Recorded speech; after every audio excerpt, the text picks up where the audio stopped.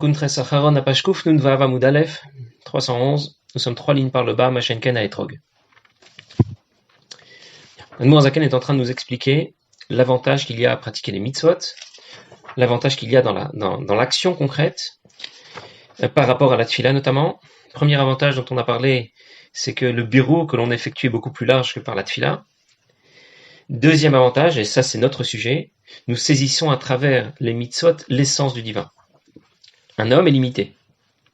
Même s'il médite à la grandeur de Dieu, il ne va saisir que l'existence de Dieu et pas son essence. Alors qu'à travers une mitzvah, il saisit son essence. C'était là où nous sommes restés la dernière fois. Machenken à Etrog à Machan. Alors que le Etrog, par exemple, on avait déjà lu cette dernière ligne, mais je la reprends pour la Shlemut du Inyan. Chayuto, Nimshecha, Venishtal Shela, Mimaout, Ritzoni, de Kelim de Nuva de Zeranpin d'Atzilut. Le Etrog provient directement de l'essence des Kelim de Malchut d'Atzilut. On l'appelle Ritzonit parce que ce sont les Kelim dans leur version orientée vers la création. Mais ça reste l'essence du divin, celle qui brille dans le monde de Atzilut. Shuprinat Elokut. Comme c'est écrit dans Etzraïm, tous les fruits sont dans Atzilut. Oui, j'ai pas trop insisté la dernière fois sur cette histoire des fruits qui se trouvent dans le monde de Atzilut. Tout a une origine spirituelle. Tout ce qui se trouve dans ce monde a une origine spirituelle. Bien, de la même façon que dans le monde de Hatzilut, il y a 3 grands canaux, bien sûr, mais 2 grands canaux, un à droite et l'autre à gauche. Celui des chassadim, de la bonté, de la douceur, et celui des gvurot, de la rigueur et de la puissance. C'est un peu difficile à traduire les gvurot. Et bien, parce qu'à l'origine, le système est fait de cette manière, alors à l'arrivée, on va trouver aussi des fruits, les fruits que l'on mange. Des fruits qui vont être acides, les citrons verts ou ce genre de choses, et des fruits qui vont être beaucoup plus doux, les mangues et tout le reste. Pourquoi il y a 2 catégories de fruits, et puis bien sûr celle du milieu, si on peut, ça peut être un mi-chemin entre les deux, parce que si on remonte très haut jusqu'au monde de Hatzilut, nous allons retrouver ces 2 grands canaux qui se distinguent, un à droite et l'autre à gauche, celui des chassadim et celui des gvurot. Donc tous les fruits se trouvent dans Hatzilut. Voilà ce que veut dire le Etzraïm. Etzraïm nous dit que tous les fruits sont dans Hatzilut, ça veut dire que l'origine de tous les éléments de la création, on parle des fruits en particulier, se retrouve dans le monde de Hatzilut. Maintenant, dans le Etrog, va se révéler encore plus le divin, pas comme il se retrouve dans tous les fruits, dans tous les éléments de la création, mais de façon encore plus puissante, parce qu'il s'agit là d'une mitzvah. Alors l'Admor Zaken rapporte un moussag, un concept qui est développé dans Etzraïm, pour nous dire comment dans le Etrog, le fruit, le Etrog lui-même, on va y retrouver son shoresh, sa racine spirituelle dans le monde de Hatzilut, c'est-à-dire comment le Etrog s'est retrouvé investi de l'essence de Dieu. Celle qui n'est pas saisissable pour une neshama, même pas pour un homme, celle qui est complètement au-delà, celle du monde du rang du monde de Hatzilut. Alors il dit, on va utiliser des concepts kabbalistiques, mais c'est pas très grave, et on comprend pourquoi maintenant ça nous échappe un petit peu. En tout cas, il dit, je vais d'abord traduire et ensuite je vais expliquer comme d'habitude. Il parle qu'il la met kelim de Hatzilut, yardou les Bria Yetzira Asiya. Les 30 réceptacles du monde de Hatzilut sont descendus dans Bria Yetzira Asiya.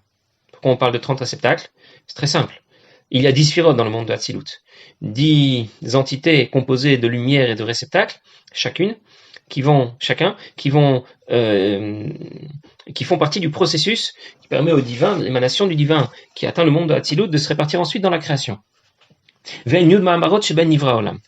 Ce sont les 10 paroles, c'est ce à quoi fait allusion les 10 paroles par lesquelles le monde a été créé. On dit que le monde a été créé par 10 paroles, c'est de cela dont il s'agit. Une parole, c'est ce qui permet de révéler nos pensées. Eh bien, les 10 sphirotes du monde d'Hatzilut aussi permettent de révéler la présence de Dieu dans le monde de la création. C'est le processus qui permet de révéler la présence de Dieu. Dieu n'a pas créé le monde par la parole au sens littéral, il n'y a pas besoin de parler pour créer le monde. Ça fait référence aux sphirotes. Pourquoi 30? Oui, je n'ai pas expliqué pourquoi 30. Parce que chaque sphira est divisée en 3. Les kelim de chaque sphira sont divisés en 3. Il y a, comme on pourrait dire, le début, le milieu et la fin. 3 étapes donc dans chaque kelim, qui fait donc 3 fois 10, 30. C'est pour ça qu'on parle des 30 kelim d'Hatzilut. D'ailleurs, il y a ça un pasouk que l'on connaît bien dans les kelim qui dit Yoshev beseter elyon. Dieu réside dans les cachettes supérieures. Ça veut dire Dieu se cache. Évidemment, il n'apparaît pas. Beseter, seter, c'est les lettres Samer, Tav, Resh. Samer, c'est Sof, c'est la fin. Le Tav, c'est Tor, c'est le milieu. Et le Resh, c'est Rosh, c'est le début. Le début de chaque Keli va se révéler dans le monde de Bria. Le milieu de chaque Keli, de chaque Sphira, va se révéler dans le monde de Yetzira. Et la fin dans le monde de Asiya. qui fait que les 30 kelim de Hatzilut descendent vers Bria Yetzirasia, on a compris maintenant dans quelle répartition les choses se passent, a aidé Tlapshut ben Nukva d'Asiya, Maout ben Maout, jusqu'à intégrer Malchut de Asiya. Mais qu'est-ce qu'on retrouve dans Malchut de Asiya? La même essence de Dieu qui se révèle dans le monde de Hatzilut. Les kelim de Hatzilut vont apporter au système la neshama du monde d'Asiya. Ce qu'on appelle la neshama ici, ça veut dire c'est le divin du monde de Asiya. D'où vient le divin du monde de Asiya, le monde de l'action, notre monde?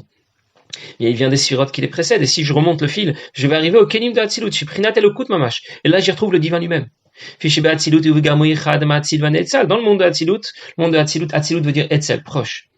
Et donc le monde qui est le plus proche de Dieu, où le divin et Dieu se confondent, pardon, pas le divin et Dieu, le divin et les sphirotes se confondent l'un et l'autre, fusionnent l'un avec l'autre.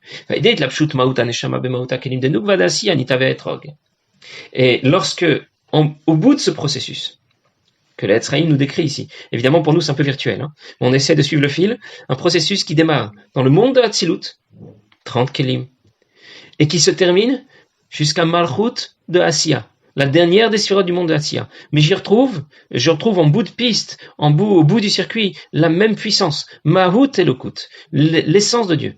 Mahout Aneshama Bemot Akelim de Nukva d'Asiya Anita va Etrog. Et c'est le résultat de ce processus qui permet la formation du Etrog, le fait que le Etrog puisse exister, que je puisse le tenir dans mes mains.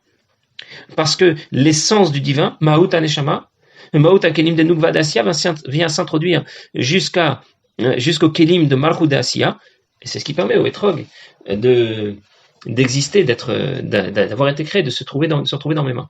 Qui fait que dans ce Etrog que je tiens dans mes mains, qui est un objet de mitzvah, je vais retrouver l'essence du divin qui brille dans le monde de Hatzilut. Nulle part je vais retrouver un niveau du divin pareil.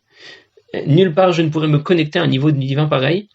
Il n'y a qu'avec la pratique concrète des mitzvot, on a parlé du Etrog, que je peux saisir un niveau du divin aussi fort et aussi puissant. Évidemment, notre sensibilité a été déconnectée. Et c'est volontaire. Et c'est pour cause. Parce que si elle n'était pas déconnectée, on serait pas capable de faire une mitzvah. On ferait une mitzvah et on serait pulvérisé par la puissance de Dieu qui nous aurait submergés en pratiquant cette mitzvah. Donc Dieu a fait en sorte que notre système a été, la sensibilité par rapport à ce que l'on obtient a été déconnectée précisément pour qu'on puisse le supporter, pour qu'on puisse pratiquer les mitzvot sans être pulvérisé par la puissance de la mitzvah. Et donc, lorsque quelqu'un va saisir un etrog et qu'il va le remuer comme il faut, comme la halakha le demande, on pourrait dire, bon, j'ai pris le etrog à l'envers, à l'endroit, au lieu de prendre un etrog, j'en ai pris un demi, ou au lieu de prendre trois hadassim et deux haravot, j'ai pas pris de bon. On pourrait inventer plein de choses. On pourrait dire, bon, j'ai pas fait exactement comme il fallait, j'ai pris plus ou moins, il me manquait une espèce. Mais ça n'a pas fonctionné. Tout simplement, c'est comme si tu avais pris un citron. Pourquoi? Parce que tu as fait ce que toi t'as voulu. Tu n'as pas fait ce que Dieu a voulu. Si tu avais fait ce que Dieu avait voulu, alors tu aurais obtenu l'essence du divin dans le geste que tu as fait. Tu aurais saisi l'essence du divin dans le geste que tu as fait.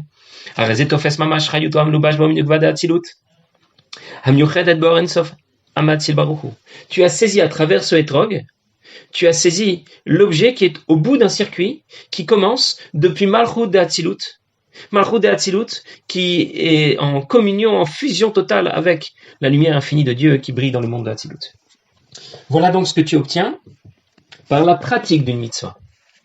Mashenken bekavanato. Alors que si tu vas t'asseoir et méditer, tu vas méditer à la grandeur de cette mitzvah, mais tu prends pas un etrog dans les mains. Imaginez mes koubalim qui vont se réunir le soir de Pessah.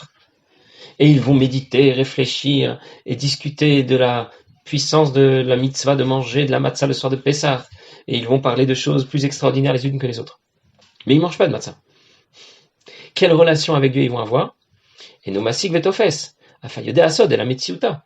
Ils ne vont saisir, même s'ils vont saisir la mitzvah dans son aspect le plus profond.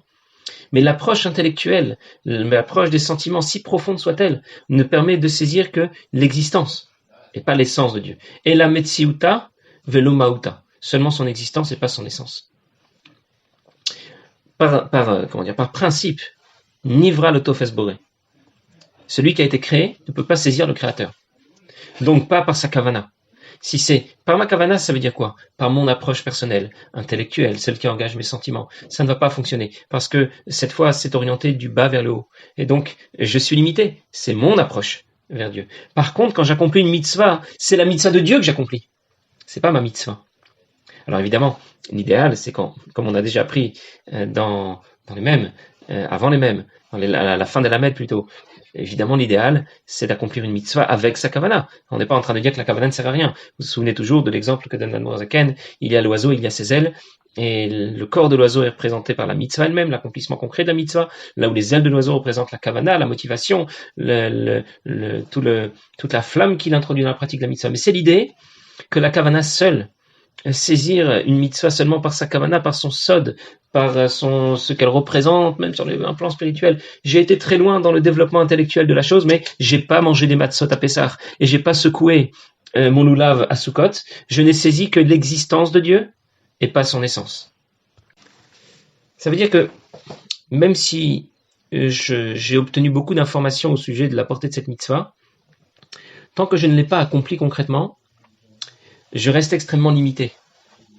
Je sais beaucoup de choses au sujet de cette mitzvah, mais c'est comme si j'en entendais parler. Alors que lorsque j'ai accompli cette mitzvah, c'est comme si j'avais vu le divin, pas comme si j'en ai entendu parler. C'est la différence, c'est l'exemple qu'on donne en général, pour faire la différence entre les deux. Morazaken va maintenant rajouter, lorsqu'on parle de pratiquer une mitzvah, pour l'instant on a toujours parlé de pratiquer une mitzvah, b'maaseh, dans l'action. Mais il y a aussi une autre forme de pratique, lorsque je vais étudier la halacha qui se rapporte à cette mitzvah. Je n'étudie pas dans l'absolu des concepts philosophiques de pensée juive ou de je ne sais quoi. J'étudie la halacha. Comment Dieu veut que je mange mes matzot à Pessah? Dans quelle quantité? Comment doivent être fabriqués les matzot? Comment je dois saisir mon etrog et mon loulav? Combien d'adassim? Tout ce qui concerne les halachot qui doivent être mis en application. Ça correspond aussi, l'étude des halachot correspond aussi par la parole, puisque je les étudie par la parole et par la pensée, au même résultat que l'on obtient par la pratique concrète d'une mitzvah. C'est-à-dire que je peux saisir l'essence du divin par l'application d'une mitzvah, mais son application peut se faire à 3 niveaux, par l'action bien sûr, par la parole et par la pensée, lorsque j'étudie les halachot qui s'y rapportent. Et il dit, Arbenimoud, ilchot etrog, quand quelqu'un va étudier la halachot qui se rapporte au etrog, à chaque mitzvah, Masig vetofes a etrog mamash, ou mitzvato kalacha, il saisit le etrog lui-même, c'est-à-dire l'essence du divin qui s'est introduit dans cette mitzvah, dans cette halacha befrina, dibur ou marshava. Cette fois, ce n'est pas dans l'action, mais c'est au moins par la parole et par la pensée. En d'autres mots, tu saisis l'essence du divin par l'action, par la parole et par la pensée, par l'action lorsque tu pratiques la mitzvah, par la parole et par la pensée lorsque tu étudies sa halachot. Et bien sûr, encore plus lorsque tu vas étudier les secrets de la mitzvah elle-même. Attention, on parlait des secrets de la mitzvah elle-même. C'est pas moins que étudier la halachot. Au contraire, même si, effectivement, il n'a pas saisi l'essence du divin. Ça veut dire, l'essence du divin, je vais la saisir que lorsque je vais manger mes matzot. Mais, il y a ce qui dérive. Je vais aussi saisir l'essence du divin lorsque je vais apprendre la halachot qui se réfère à la consommation des matzot le soir de Pessah. Lorsque je vais étudier, selon la Kabbalah, tous les secrets qui se rapportent à cette mitzvah. C'est vrai que je vais aussi toucher l'essence du divin. Mais dans quelle mesure je vais la saisir? Seulement lorsque je vais accomplir concrètement la mitzvah et manger mes matzot le soir de Pessah. Qu'est-ce que l'Admor Zaken veut exclure? Il veut exclure l'étude de la Kabbalah pour la Kabbalah. Asseyons-nous et dissertons sur Hatzilut, sur Keter ou sur Adam Kadmon, des concepts kabbalistiques qui sont développés. C'est très intéressant. Mais c'est pas en rapport avec la pratique d'une mitzvah. Il y a des domaines de la Kabbalah qui traitent de la pratique d'une mitzvah, et puis il y a ceux qui traitent de concepts kabbalistiques dans l'absolu, qui traitent du divin, et qui était avant, qui était après, etc., de tout. Où était le début, il n'a pas de début, pas de fin, etc. Des notions kabbalistiques très profondes, très intéressantes, mais à travers lesquelles on ne saisira pas, on ne va pas toucher l'essence du divin, mais seulement son existence. Il y a un pidgam chassidique qui dit que les Mekoubalim ont fait d'Akadosh Baruch Hu un homme, et la chassidoute ont fait d'un homme le divin. Qu'est-ce que ça veut dire? Dans les livres de Kabbalah, les notions les plus complexes sont megushamim, ça veut dire sont rabaissées à des descriptions, on va dire physiques. On te parle comment dire, on te parle des sphirotes du monde de Hatzilut. Alors on va t'expliquer que c'est comme un homme. Il y a une tête, il y a des bras, un bras droit, un bras gauche, il y a les mochin et midot, et on a tout comme ça rendu megoucham. C'est comme si on va te parler des différents mondes de la création, et je vais te les mettre sur un tableau, je vais te faire un dessin géographique. Et voilà, alors ça c'est au-dessus, là c'est le premier étage, là c'est le deuxième étage, là c'est le troisième étage. Et tu as dénaturé de cette manière la puissance du divin, la grandeur et la hauteur du divin. Tu l'as ramené à un dessin concret, à un schéma, à une image. Et c'est pour cela que ce Pidgam dit, cette expression dit, que les Mekoubalim ont fait d'Akadosh Baruch Hu un homme. Alors que la Chassidoute a rendu à l'homme, on lui dit, tu es un morceau du divin, tu as une neshama en toi qui est une partie de Dieu. Et chaque fois que tu accomplis une mitzvah, c'est une partie de Dieu que tu saisis. Baal Shem Tov, pour ça, a beaucoup a prévenu qu'il était déconseillé d'apprendre la Kabbalah pure. Pourquoi? Parce que la Kabbalah, c'est inconvénient. Il rend megoucham toutes les notions du divin, il les rend plus terre à terre, il les rabaisse en quelque sorte à notre niveau. Et c'est pas l'idée. L'idée est au contraire soi-même de s'élever et de comprendre la puissance du divin sans la rabaisser à notre niveau. Et c'est ce qu'apporte la Chassidoute. C'est pour ça que l'Admor HaZaken fait la distinction. Nous avons parlé d'apprendre la Kavana, le Sod, d'une mitzvah, Alpi Kabbalah, selon la Kabbalah. Et ça a un sens. Dans ce cas, ça nous met en relation avec l'essence du divin. Mais, attention, à ne pas confondre l'étude de la Kabbalah, de la Kavana d'une mitzvah selon le Sod, selon la Kabbalah, avec l'étude du Seder Ishtalshelut en général. Dissertons sur Hatzilut ou sur les Olamot, les Malachim ou le Gan Eden, comme ça dans l'absolu, très intéressant, et ça a aussi un intérêt, mais du coup, je n'ai pas saisi, je n'ai pas ici de relation avec l'essence de Dieu, mais qu'avec son existence. Machenken Seder Ishtalshelut. Par contre, méditer au Seder Ishtalshelut, à l'enchaînement des différents mondes de la création, à leur organisation, Afim Masig Ametziut. Même s'il va saisir au moins l'existence des choses. Pour lui, ça va être une description géographique. Lo adif mitzadatzmo kilimud mitzvot. C'est pas mieux que l'étude des mitzvot, shumasigotofes, un maout, malalav, kilukiembepol mamash. Quand il va étudier ce qui se rapporte dans la halacha, ou dans la Kabbalah, ou dans la Kavana, à une mitzvah, dans ce cas, il est en relation avec l'essence du divin. C'est comme s'il l'avait accompli lui-même. Comme c'est écrit Zot HaTorah, c'est écrit Zot HaTorah Laola le Mincha. Il y a un passou comme ça qui dit, voilà l'enseignement qui concerne Laola le Mincha. Et qu'est-ce qui est écrit dans Masachet Menachot d'Af Kuf Yud? Kol haosek beTorah Ola, qui est écrit, voilà, celui qui étudie Torah Ola, c'est comme s'il avait offert un korban Ola. Pour ça qu'avant Pessah, après Mincha, nous allons lire le texte qui décrit comment était offert le korban Pessah, Unshalma parim sfatenu, en le lisant, en l'expliquant, en disant le texte qui se rapporte à la procédure du korban Pessah. C'est comme si on l'avait fait.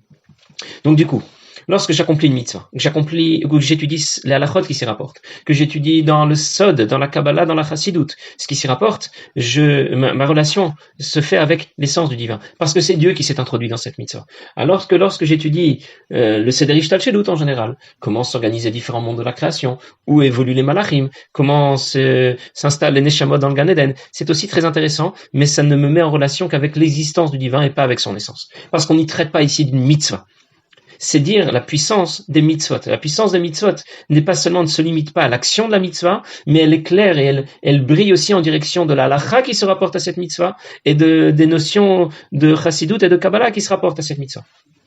Et là, chez Idiat Amitziut Mishtal Sheuti Gamken Mitzvah Ramaon, ça. Alors attention, dans ce qu'elle nous dit, c'est quand même très important de s'y intéresser.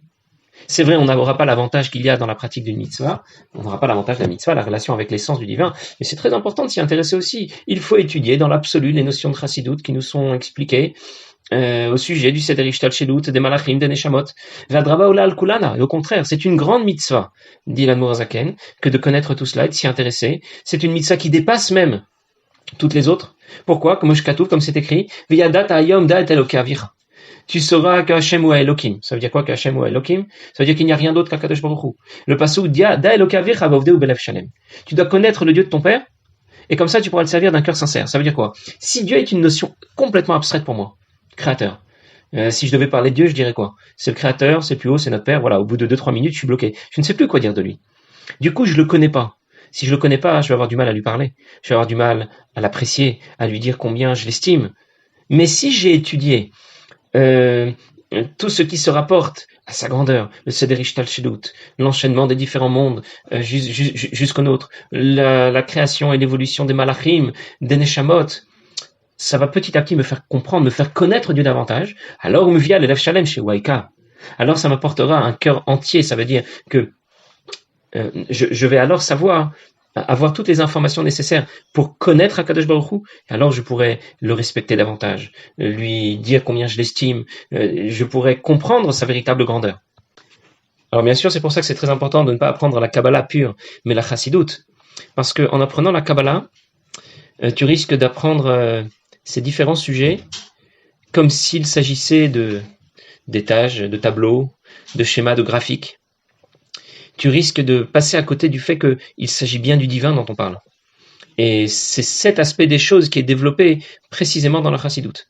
Donc, je vais essayer de récapituler. L'essentiel, c'est de pratiquer les mitzvot. C'est en pratiquant les mitzvot que l'on saisit l'essence du divin. On peut aussi pratiquer les mitzvot par la parole et par la pensée. Lorsque je vais étudier les halachot qui s'y rapportent, lorsque je vais étudier les kavanot qui s'y rapportent. Par contre, étudier le Seder Ishtalchelut, étudier des notions de Chassidoute dans l'absolu, ne me mettra pas en relation avec l'essence du divin, mais seulement avec son existence.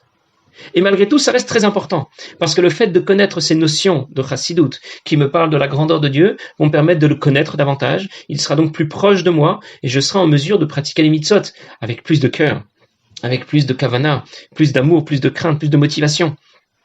Et donc, on ne dit pas qu'il faut s'en passer. On est seulement en train de nous expliquer la puissance qu'il y a dans le geste technique, dans la pratique concrète d'une mitzvah. Nous, on aurait toujours pensé avant ce passage de Kuntra Sacharon que dans la pratique concrète d'une mitzvah, dans le geste technique, dans le geste sec, je suis peut-être pas si proche de Dieu que lorsque j'apprends, je médite à des notions de Kabbalah ou de Chassidoute profondes.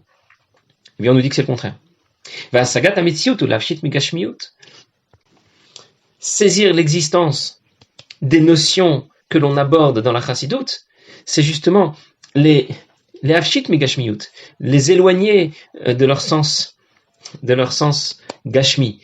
Ça veut dire essayer d'imaginer que lorsqu'on parle par exemple des 4 olamot, Atzilut, Bria, Yetzira, Asiya, on n'est pas en train de parler de 4 étages du même immeuble. On n'est pas en train de parler de 4 niveaux que j'ai placés sur un tableau. Il ne s'agit pas de ça. Il s'agit du divin dont nous parlons. Et ça, il ne faut pas l'oublier.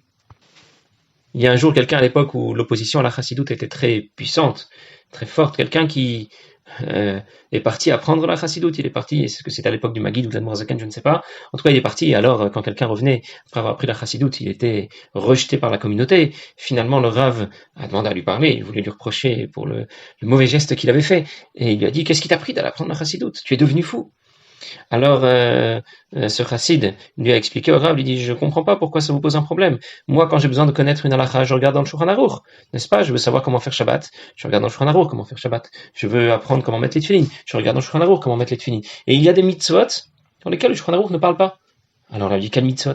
Il dit, il y a une mitzvah d'aimer Dieu, il y a une mitzvah de craindre Dieu. Et dans tout le Shulchan Aruch, on n'en parle pas. Donc, j'ai été obligé d'aller apprendre la Chassidoute parce que c'est le Shulchan Aruch qui nous permet d'expliquer, de comprendre ces 2 mitzvot-là. La Chassidoute nous met lorsque l'on apprend la Chassidoute, c'est-à-dire je parle des concepts de Chassidoute, des concepts qui ne sont pas nécessairement en rapport avec telle ou telle mitzvah.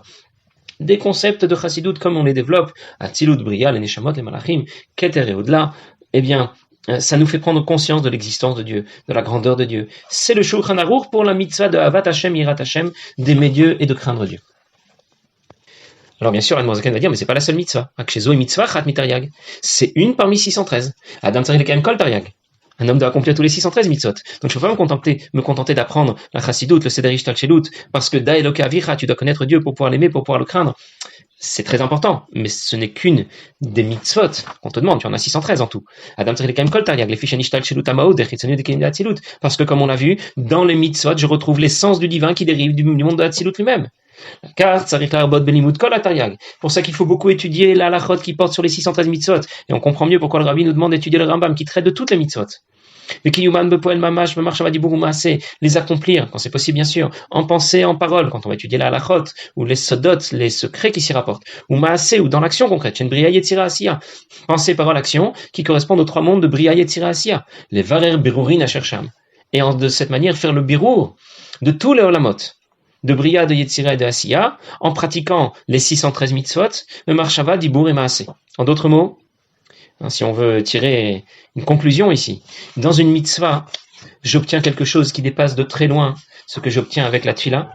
D'abord, comme on l'a vu dans les shiurim précédents, parce que le champ d'application est beaucoup plus large, donc le bureau sera beaucoup plus large, mais aussi parce que je saisis l'essence du divin à travers cette mitzvah. On l'a répété plusieurs fois, mais c'est très important. C'est ça la nekuda de tout le shiur, de tout ce qu'état de Kuntras Acharon, toute cette partie de Kuntras Acharon.